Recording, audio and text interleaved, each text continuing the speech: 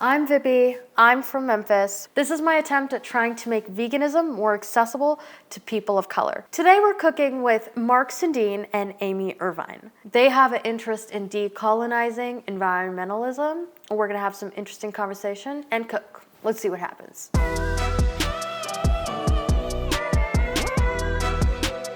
This is Amy Irvine and this is Mark Sundeen. They are authors, teachers, environmental activists. They're professors at the University of Montana and are interested in the concept of colonialism within environmentalism. And we're here to cook some vegan food today. I remember I could not for the life of me make rice. I mean, I couldn't really make anything. I remember making a peach cobbler once and I thought I put sugar in it, but really I just put a bunch of salt. I remember one time I tried to make tacos. I put tortillas in the toaster.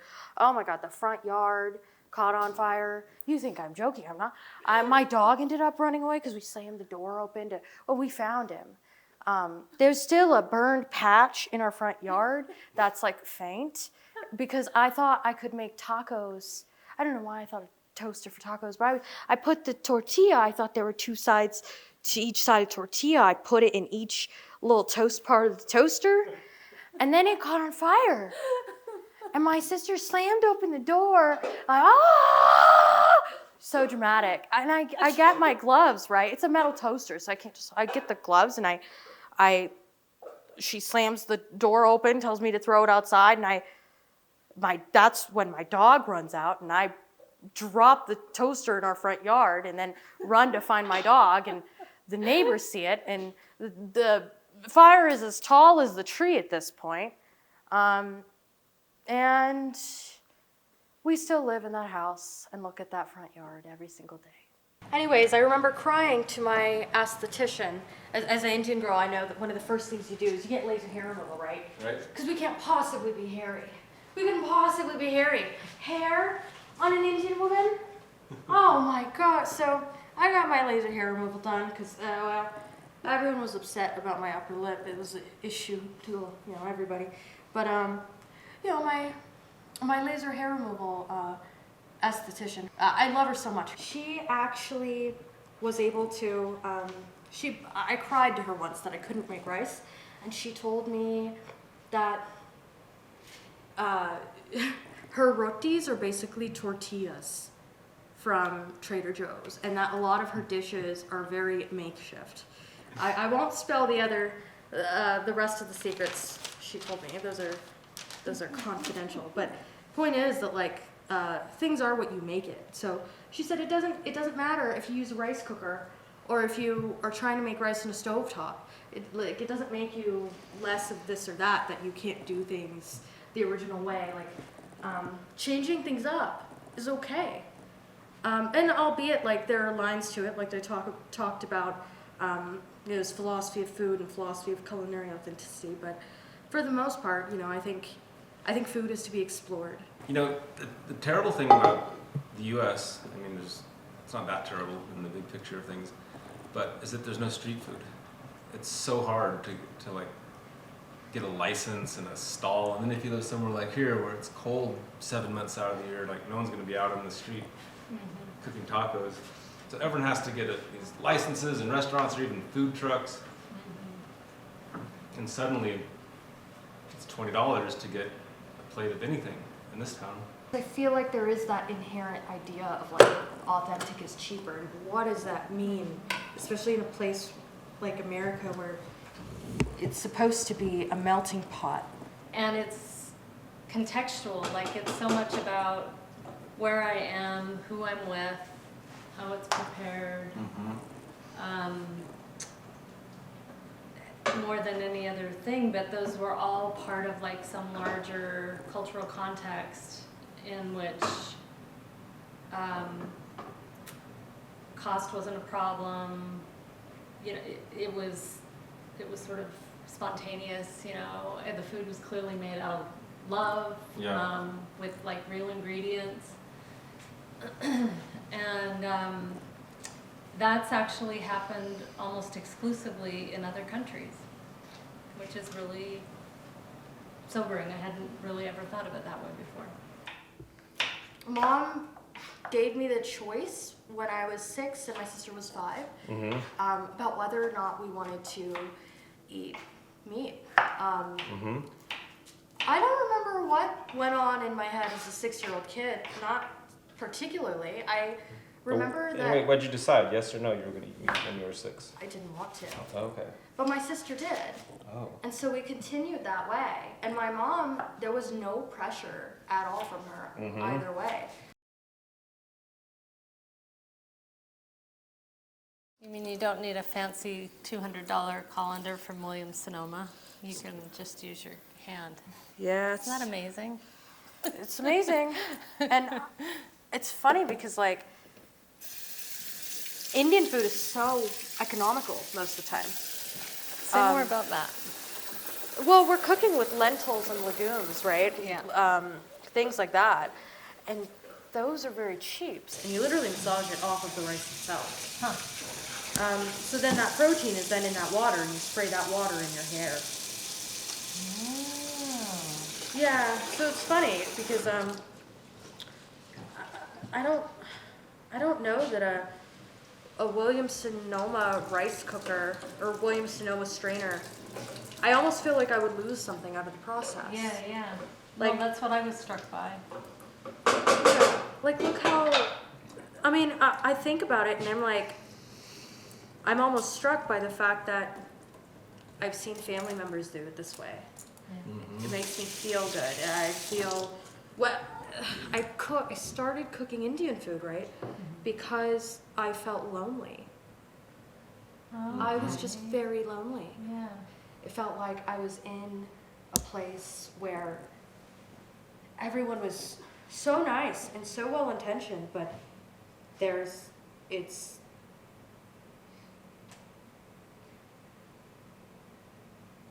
I'm like a drop of soy sauce in a sea of rice. This is Montana you're talking about? Yeah, Yeah. I'm the one kernel of brown rice in the bed of white rice. And I'm like, I miss laughing about stupid white people do with friends. I miss eating good food. Why is the one Indian restaurant in this town doesn't even have an Indian person working there? It's a little bit disgraceful. And how? They charge 50 cents for chutney. That's like going to McDonald's and them charging you 50 cents for ketchup.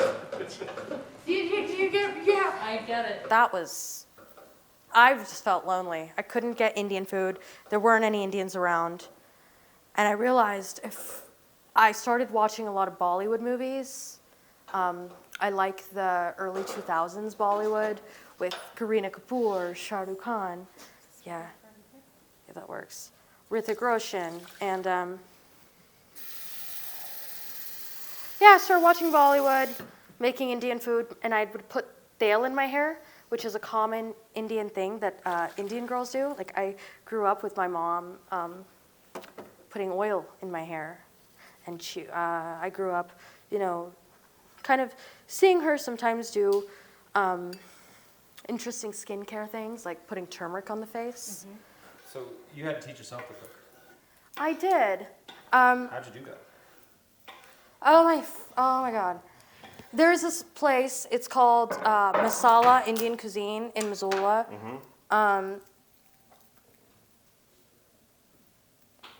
It wasn't quite what I was hoping for. And I realized I'm not going to be able to have Indian food here. I don't have Indian friends here. This place is a tax office with, sorry. And there's Food desert in a tax office? and there's no Indian market either, right? No, there's a Samar International Market, but they don't have some of the spices that I need. They're just lacking a lot of stuff. There's not like a solely Indian market here. And the one that has all kinds of different stuff, it doesn't have what I'm looking for. And that's the hard part when you're cooking a cuisine that's native to a particular country, but then you kind of try to recreate the recipe in a different country, you have issues with access to ingredients. So it requires improvisation. Like paneer, that's full fat buffalo cheese.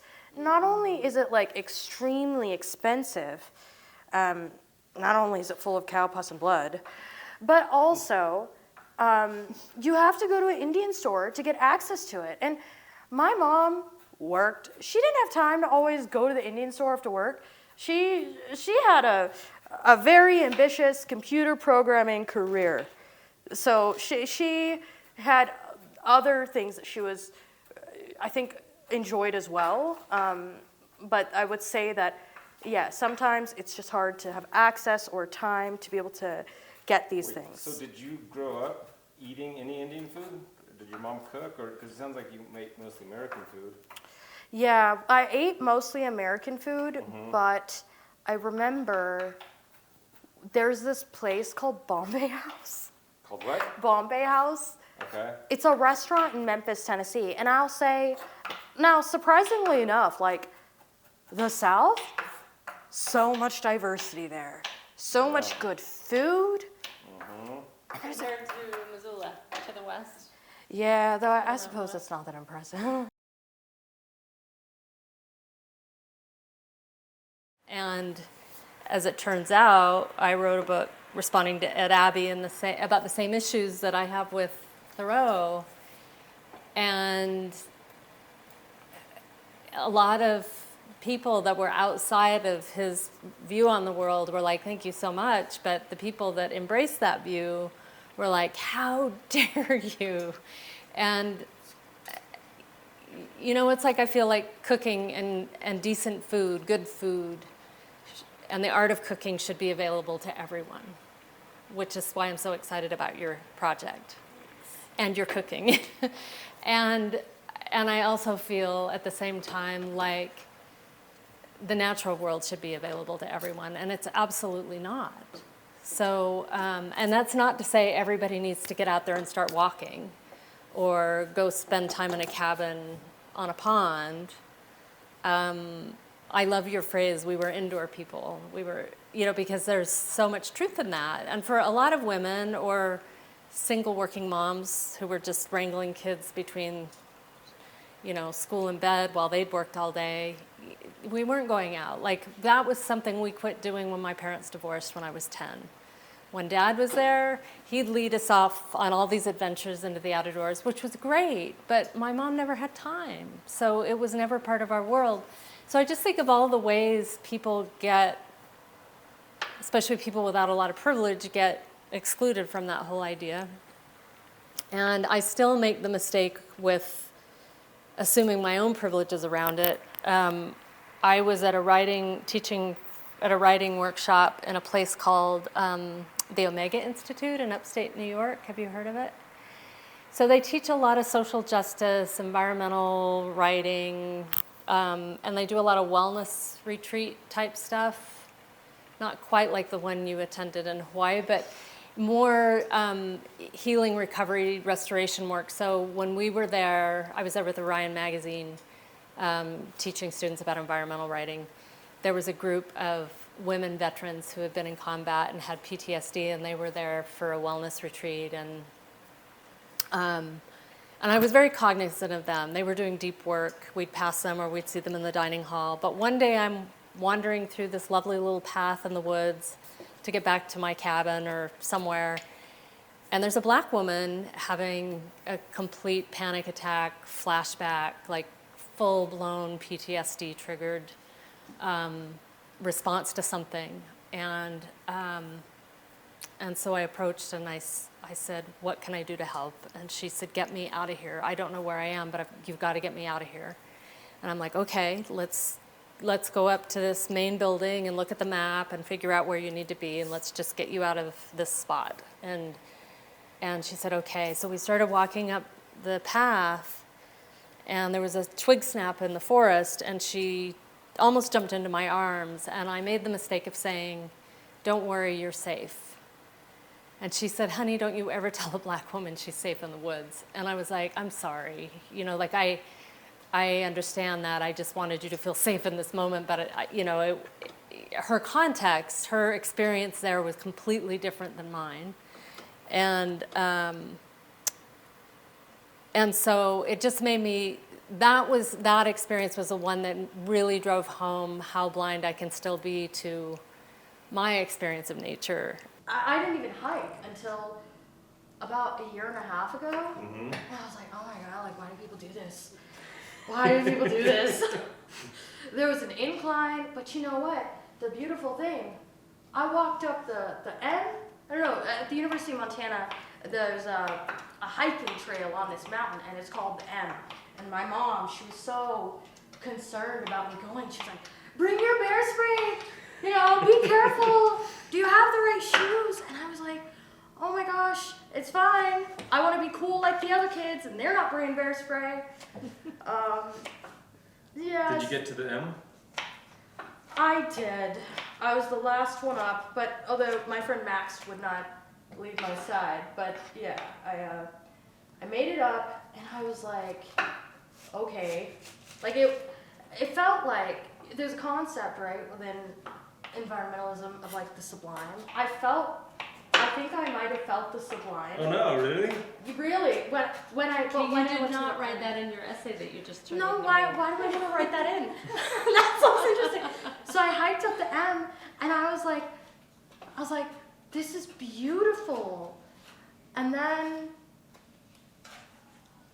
I turned around, and I was like, why is there so much fog and smoke? And somebody told me, it's pollution, it's smoke in the air, or something like that. And I was like, It's the inversion. Yeah, we have an These inversion valleys get, the cold air traps all the pollution in the valley and it can't rise up and leave. That's why we're not allowed to have wood-fired stoves here in the valley of Missoula. Okay, but anyway, sublime crushed. That's what Sublime happened. crushed. before the sublime, is it safe? Would you say that like the way you related to nature was maybe more through food than through like recreation and hiking and the sublime? I mean, because all food in some way comes from nature, right? I think I do now. I think I feel most connected to the environment when I'm in the kitchen, not actually when I'm outside. Can talk about switching out the paneer for tofu. Yeah, so paneer looks like tofu, and that's about it. Salt, It's the same pepper. texture, right? I think it has a similar Or a texture. similar texture. It's not quite cheesy, but I sub that with cashews. So when you make this recipe, there's a lot of like, Indian food leans heavily on ghee and dairy, because they believe in healing benefits of cows and drinking cow pee and cooling off their cars with cow dung. I don't do that. I don't. And so I don't want to use any cow products at all. Cashews are our secret ingredient. They make things very creamy. They kind of are a substitute for a creaminess that is typically provided in Indian cuisine by dairy products. Joseph Smith, who founded the church in the 1830s, so early 19th century, he proselytized a lot about animals having souls and being like cared for and, you know, not eating very much meat. And I was so surprised by that because now the West is so meat-centric, right? All the intensive ranching and hunting is just like, you know, the world practically evolves around it. It's also kind of a privilege thing, right? Like,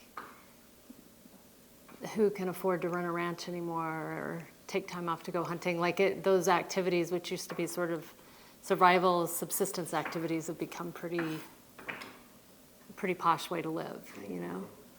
So I'm really interested in that dichotomy and how